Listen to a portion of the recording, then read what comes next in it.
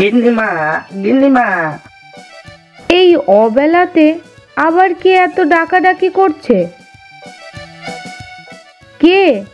ও হারু, কি ব্যাপার? এই অবেলাতে এত ডাকাডাকি করছো কেন? ডাকাডাকি কি আর সাদে করছি গিন্নিমা, ওই আপনার বেটা লালু, ওর জ্বালায় তো আমার বাড়ির গাছের একটা পেয়ারাও খেতে পারবো নি। যে পেয়ারা গুলোই একটু বড় হয় সেগুলোই তো এসে চুরি করে পেরে নিয়ে যায়। এর একটা বিহিত চাই।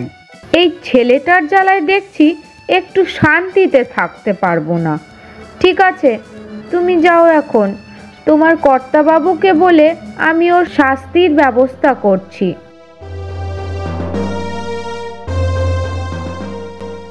আবার কি হলো গিন্নি? তুমি রেগে এত গজগজ করছো কেন? রাখবো না? তোমার গুণধর ছেলে লালু আজ আবার হারুর গাছে পেয়ারা চুরি করেছে। হারু এই মাত্র আমার কাছে অভিযোগ করে গেল।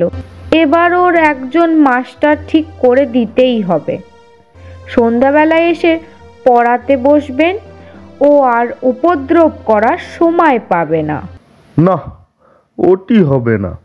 আমার নিজের কখনো মাস্টার ছিল না। নিজের চেষ্টায় অনেক দুঃখ সয়ে লেখাপড়া করেছি। এখন আমি একজন বড় উকিল হয়েছি। আমার ইচ্ছে আমার ছেলেও আমার মতো বিদ্যা লাভ করবে। হ্যাঁ, মাস্টার দিতে পারি, তবে একমাত্র যদি লালু ক্লাসের পরীক্ষায় প্রথম না হতে পারে তখন, তার আগে নয়। যাক বাবা, বাঁচলাম। কিন্তু মা এটা ঠিক করলো না, আমার ঘরে মাস্টার চাপিয়ে দিচ্ছিল। বাড়িতে মাস্টার ডেকে আনা আর পুলিশ ডেকে আনা সমান।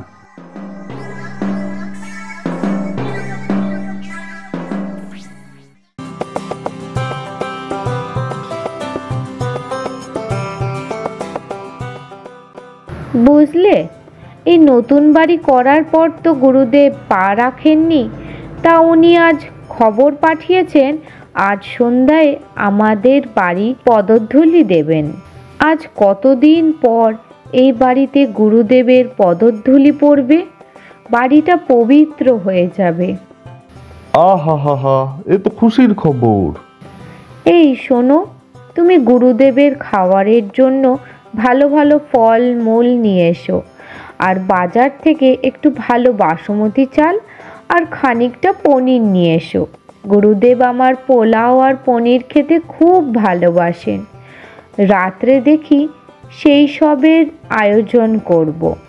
ঠিক আছে, আমি সমস্ত বাজার করে নিয়ে আসছি। তুমি গুরুদেবের জন্য নিচের ঘরটা পরিষ্কার করে ফেলো।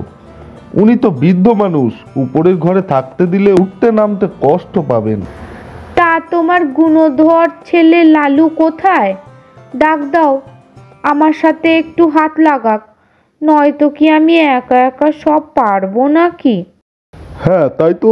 এই লালু, লালু। কি হয়েছে? অত চেঁচিয়ে ডাকার কি আছে, বলো।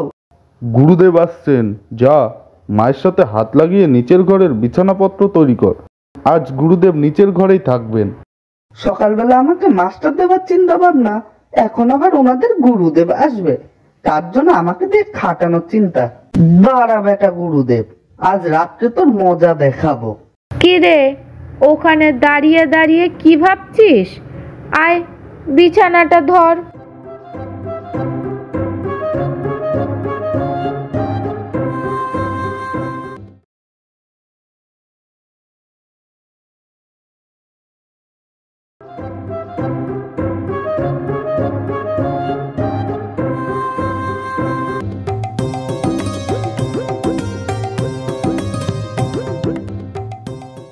বাবা, আর একটু পনিরের তরকারি আনবো নাকি? না রে মা, এই অনেক খাওয়া হয়ে গিয়েছে।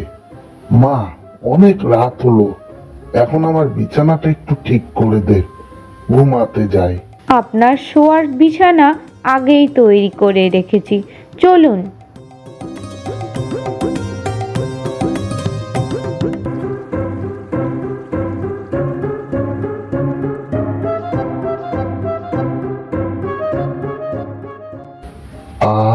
শান্তি। ঠিক আছে মা, যা তাহলে। যা বৃষ্টি শুরু হয়েছে বাইরে, যা তাড়াতাড়ি ঘুমিয়ে পড়।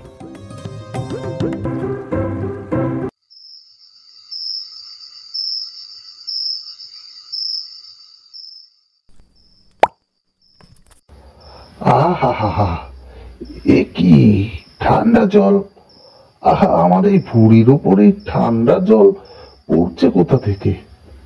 নতুন বাড়ি করেছে নন্দরানী, কিন্তু পশ্চিমের কড়া রোদে ছাদটা এর মধ্যেই ফেটেছে দেখছি। যাই, ফিতের খাট আছে, বেশি ভারী হবে না, ঘরের ওই ধারে টেনে নিয়ে যাই।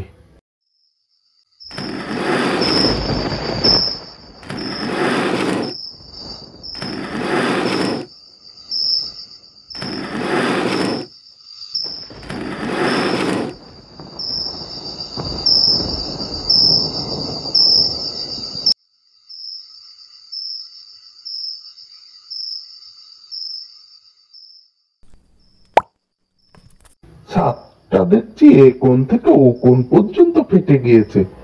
আহা, বুড়ো মানুষ, রাত বিরেতে কি বিপদে পড়লাম। বিছানাটাও ভিজেছে দেখছি, শোবার আর জো নেই। কি জানি, ফাটা ছাদ ভেঙে মাথায় যদি পড়ে।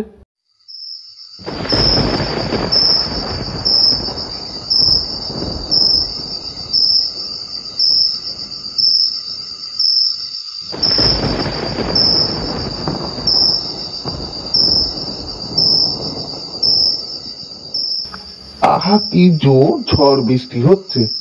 কেউ কোথাও আছিস নাকি রে? না, কারোর তো সারা শব্দ পাচ্ছি না। এ কি জ্বালা! আবার এই বড় বড় মশারাও চলে এসেছে দেখছি। যা, বেটারা যত পারিস কামড়ে নে। সকাল পর্যন্ত যদি প্রাণটা থাকে তো এই দুর্ভাগা দেশে আর না। যেই গাড়ি প্রথম পাবো সেই গাড়িতেই পালাবো।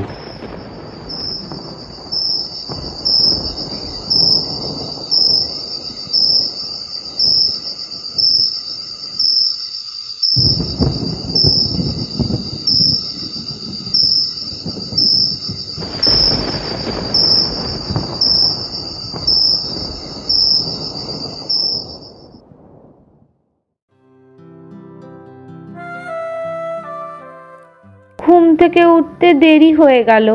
কি জানি গুরুদেব আবার কি ভাববেন।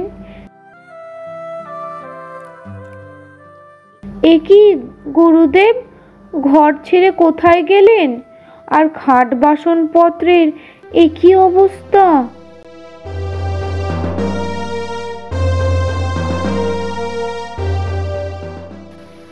ওটা কি? এক কোণে আলো অন্ধকারে মানুষের মতো কি একটা বসে না? গুরুদেব, গুরুদেব, আপনি এখানে কেন? সারা রাত দুঃখের আর পারছিল না যে মা। কেন বাবা? নতুন বাড়ি করেছো বটে মা, কিন্তু ছাদ কোথাও আর আসতো নেই। সারা রাতের বৃষ্টি বাদল বাইরে তো পড়েনি, পড়েছে আমার গায়ের উপর। খাট টেনে যেখানে নিয়ে যায় সেখানেই জল পড়ে, পাছে ছাদ ভেঙে মাথায় পড়ে। পালিয়ে বাইরে এলাম, কিন্তু তাতেই কি আর রক্ষে আছে মা? পঙ্গপালের মতো ডাস মশা ঝাঁকে ঝাঁকে যেন খুব লেখেছে। এধার থেকে ওধার যাই, আবার ওধার থেকে ছুটে এধার আসি। গায়ের অর্ধেক রক্ত বোধ করি আর নেই মা।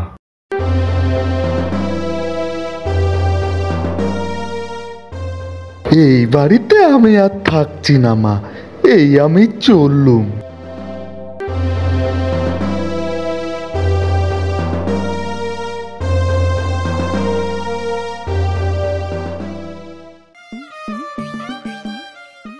আমাকে মাস্টার দোয়া, এবার তোমার গুরুদেবকে এই বাড়ি থেকে তাড়ালাম, দেখো কেমন মজা, হে হে হে।